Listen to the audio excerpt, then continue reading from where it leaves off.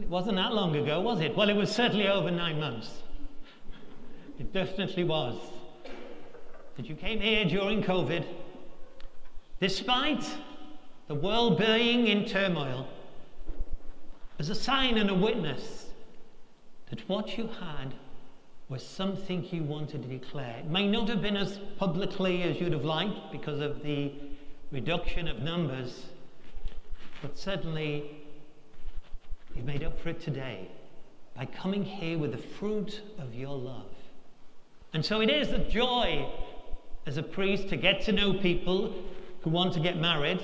That's really one of the highlights. And to welcome new life, because this is the season of new life.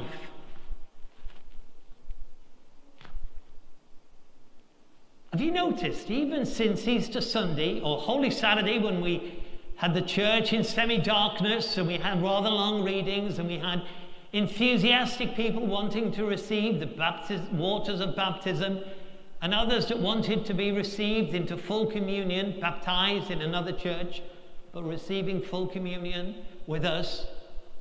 Even after all that joy of Easter Sunday and the 10 o'clock Mass, which was overflowing, have you noticed how we still, once we finish with the hymn, we still say the I confess?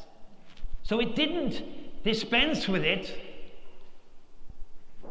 because we know that we're mortal beings. We know, having received the waters of baptism, having received forgiveness at a later age, and the sacrament of the Eucharist, that we still stand in need. Alex Maxwell, you're going to be the first teachers of your child in the ways of faith. And so when they look into your eyes, as babies do, because they're not sure of their place in this world, so they, having been connected to you so intimately for 9 months, where am I? And it takes a long time to realize where they are. But what I see in you is that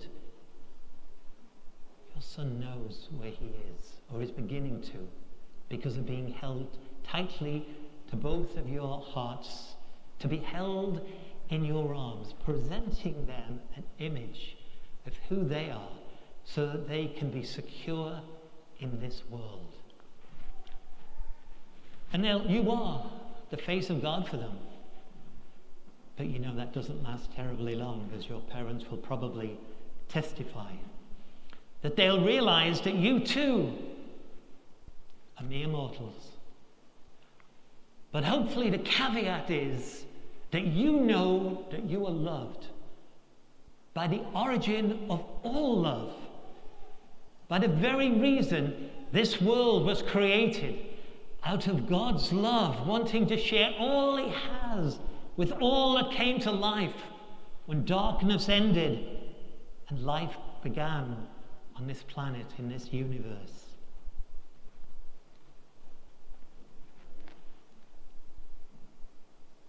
So he'll have even more reason himself to ask forgiveness, because he'll discover. It was Mark Twain who said something like, when I was 15, I was surprised how little my parents knew. By the time as I was 21, I realized how much they'd learned. So he'll learn about himself, that he too has feet of clay. But he'll have experienced forgiveness in half of your home, and with your parents and grandparents and godparents and family and friends, to know that he is safe in this love.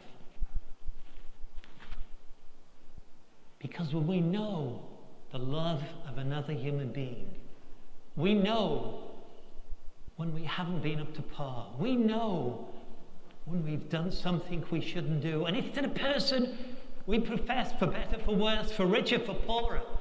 And so that's why that hurts all the more. So the closer we get to the heart of God, the more we see ourselves clearly, but know ourselves loved deeply. As I said, we still, despite it being the Easter season, begin Mass and every celebration with an acknowledgement of sins. And so resurrection and forgiveness are so closely linked. The frightened disciples gathered in that room, having heard already stories of resurrection but not understanding it, and probably never understanding it fully till they received the beatific vision, were in the face of God forever. But gradually growing, and his words to them, him being the risen Lord, was words of peace. I did ask last night at Mass, I talked about home security and how we want to feel secure, don't we? Especially during this last year. Then I was thinking, having read that line somewhere, that if we're really too secure, we're never going to do anything. Because if we're going to do something that's of consequence, something that is of importance, we're stepping into the unknown. Whether it was Alexander Fleming developing the penicillin, Alexander Bell inventing the phone, there was a lot of unknowns and a lot of mistakes till penicillin was developed and shared throughout the world. And communication has gone even further than I'm sure Alexander Bell could have imagined. But they went outside of their comfort zone. They went beyond. And Jesus invites us to go beyond.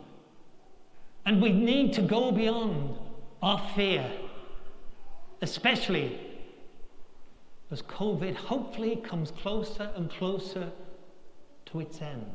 We need to step beyond our fear. Then I found a lovely quote about two widows. They were widowed on that tragic and unforgettable day of 9/11. Those of us old enough remember that day. The shattering images, people falling from buildings. Two women who were widowed as a result of those terrorist attacks. A television report told of two women who were 9/11 widows. They were grateful for the outpouring of support they received. And they started to think about the women in Afghanistan who, when widowed, lose status in that society and therefore find their already difficult lives even harder. So they raised money and formed a foundation called Beyond the 11th to support Afghani widows, and even made visits to Afghanistan to meet those widows that they were helping.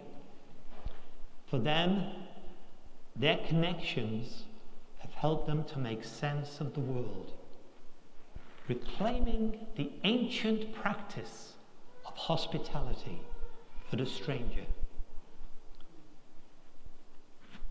Hospitality for the stranger.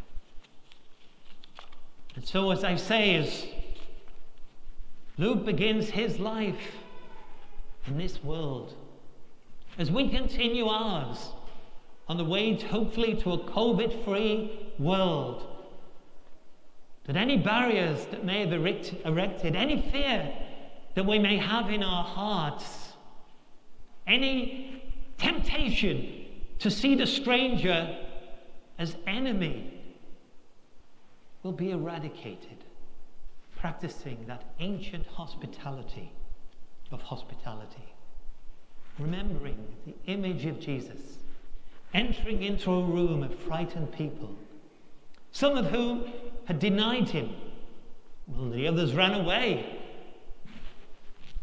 but not words of recrimination. And so we rejoice in the crucified one, the one who is the forgiving victim. The forgiving victim. So my hope and prayer for Luke, for all of us, that we experience in our lives intimate forgiveness from others, and especially from those that we are most intimate with. And in accepting that, be able and be stirred up to share it with others, and especially the stranger.